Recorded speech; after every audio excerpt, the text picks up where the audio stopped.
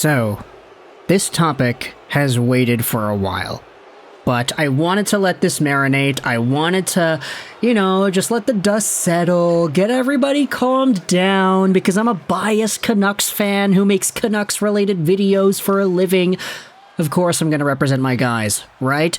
But what I wanted to do in this video was talk about the biggest debate between the Vancouver Canucks and the Edmonton Oilers fan bases throughout the series that they had in the second round of the Stanley Cup playoffs. Now, at the time of recording this audio, I don't know where the Oilers and Stars series is at. It's Friday, May 24th, the night of. I'm pre-recording this because I'm going on a trip. Right now, the Oilers are leading 1-0, but by the time the video is up on YouTube, things will be very different. With that being said, I wanted to go over one of the notions that I saw very prominently throughout this year's playoffs and in the series against Edmonton in particular. That Vancouver Canucks defenseman Quinn Hughes, for lack of a better term, just doesn't have it.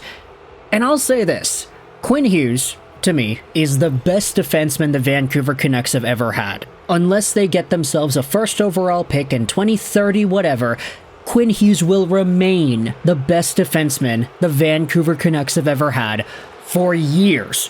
Seriously, he's already got all the records for points in a season, assists in a season, etc.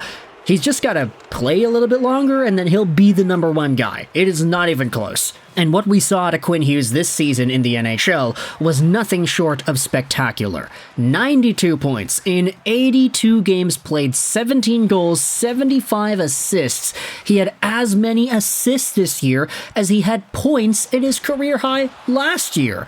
The guy was an absolute monster, and the way the play flows through him, the way he commands space in the offensive zone, how he's able to go from left to right and up and down and open up passing lanes and make these crisp, beautiful plays, how he's every second pass on the power play because the whole offensive ecosystem of the Vancouver Canucks runs through him. The fact is, in the playoffs, he kind of got shut down. He had 10 points, 13 games played, 0 goals, and in the second round, you had one defenseman on the opposite team in Evan Bouchard that completely outscored Quinn. Now, this also played into a bunch of narratives from fans, and we'll get into some tweets later on, but Evan Bouchard, at the time of recording this audio, has 21 points in 13 games in the playoffs.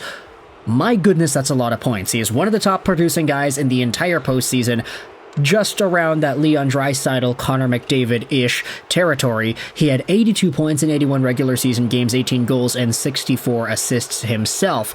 Evan Bouchard is no slouch when it comes to producing points. He's 6'3", 194, big dude, right-handed, a lot bigger than Quinn Hughes is, and although you can say that Quinn is a better skater, I don't think there's anybody that would actually disagree with that. Quinn can absolutely spin around on a dime. He covers so much space with his stride. Bouchard is a lot more of a laid-back, more conservative kind of skater. He doesn't like to expend as much energy as Quinn Hughes does. I think just when it comes to pure feet-moving talent, I'd say that Quinn Hughes is probably like in the top 3 or 4 players in the entire league when it comes to moving his feet. Either way, though, some of the narratives spun around about Quinn Hughes and Evan Bouchard from this series were kind of prevalent, like this tweet from World Hockey Report that amassed 88,000 views. Evan Bouchard embarrassed Quinn Hughes in this series. And of course, you can say that this is bait, you can say that it's whatever. Maybe I'm buying into the bait because I'm making a video about this. But a bunch of replies from Canucks fans. Quinn didn't have his best series, but Bouchard still can't hold his jockstrap. Any team with Bouchard as his best skater is a non-perennial playoff team, let alone a division winner, and we all know it. Quinn was hurt, and I'll admit, old Cross-Eye did play very well. Silovs definitely go to work on his long-range vision next offseason. Pretty obvious that Quinn Hughes was hurt if you've watched him a lot this year. Embarrassing tweet, you should probably delete your account.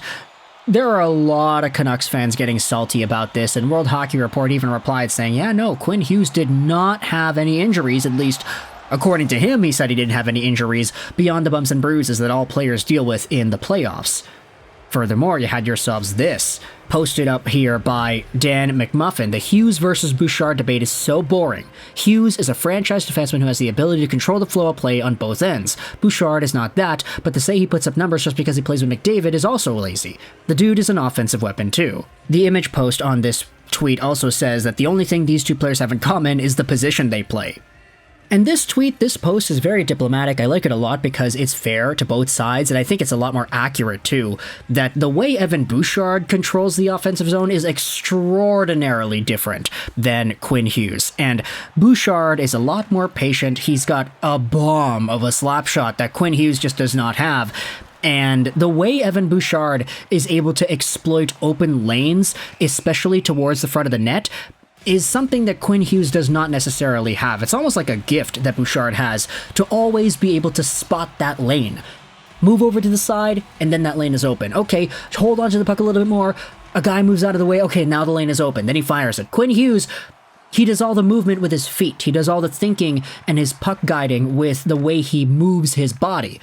Bouchard is a lot more patient, and it reflects in the way that he's able to create offense. There are more tweets going out there and talking about this same debate. This was from earlier during Game 1 of the Dallas series. Evan Bouchard is on another planet right now, and people are still so hesitant to give him any sort of credit. If Makar, Fox, or Hughes were doing this, it would be non-stop hype.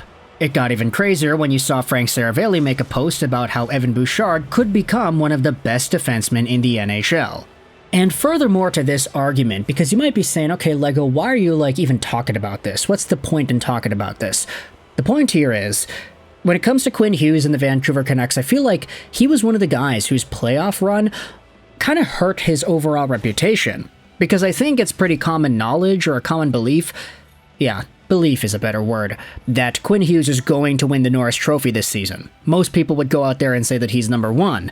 But in the playoffs, you could say that he didn't have the same impact. Whether he was really hurt or not, that's kind of irrelevant. The way he played did not show that same level of dominance. And I feel like a lot of that has to do with the fact that opposing teams, Nashville especially, really did their part in trying to clog up Quinn Hughes' lanes, not just in the offensive zone, but in the defensive zone too. Quinn Hughes was getting buried by a lot of these players, sandwiched between guys, and he would take a little bit of extra moments on the bench because you could tell that kind of shook him up a little bit.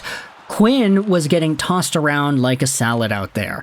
And unfortunately, that is just something he's going to have to learn to deal with as he gets older and more experienced in playoff hockey, because this reputation that he's built up of being this top offensive guy and being the Norris candidate for this year to potentially win it and this and that, it's been great.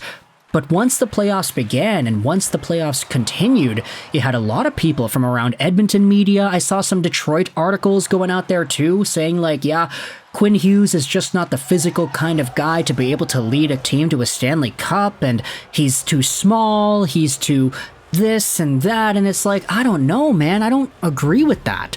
I understand where they're coming from because Quinn did show a little bit of vulnerability in this year's playoffs, but I don't understand where the entire identity of, this guy is an offensive dynamo who is not good enough to create offense in the playoffs. I don't know where that comes from. He still produced a fair amount of points. Sure, 10 points in 13 games is not as good as 92 points in 82 games, but for a first step for a team that's potentially going to start making the playoffs year in and year out, that's pretty okay. Right? Even Evan Bouchard had multiple years where he did not produce as much in the playoffs before doing what he's doing now. Granted, he had 9 points in 16 games in his first playoff stint in 21-22, but now, he's in a completely different territory. So, ultimately, I feel like when it comes to Vancouver versus Edmonton, I've sort of calmed down about that series ever since the end of it last week, but thinking about where things are right now, Edmonton has a lot of guys who are older, their better players are older, and their timeline for success is supposed to be right now. Vancouver, you could give that benefit of the doubt and say, Quinn Hughes, Pettersson, they're 2-3 years younger than McDavid and Draisaitl, 4 years even in Draisaitl and Hughes' case. So there is an idea that says, hey, there's some growth to be had here. Just because Quinn Hughes was looking a little bit beat up in this year's playoffs does not mean that he's never going to be able to win a championship. I don't know, that's just kind of my thought about it. So let me know your thoughts in the comment section below about this entire Quinn Hughes and Evan Bouchard thing, who outplayed whom, etc, etc. The comment section is your floor. I hope you enjoyed this video. 9, and bye.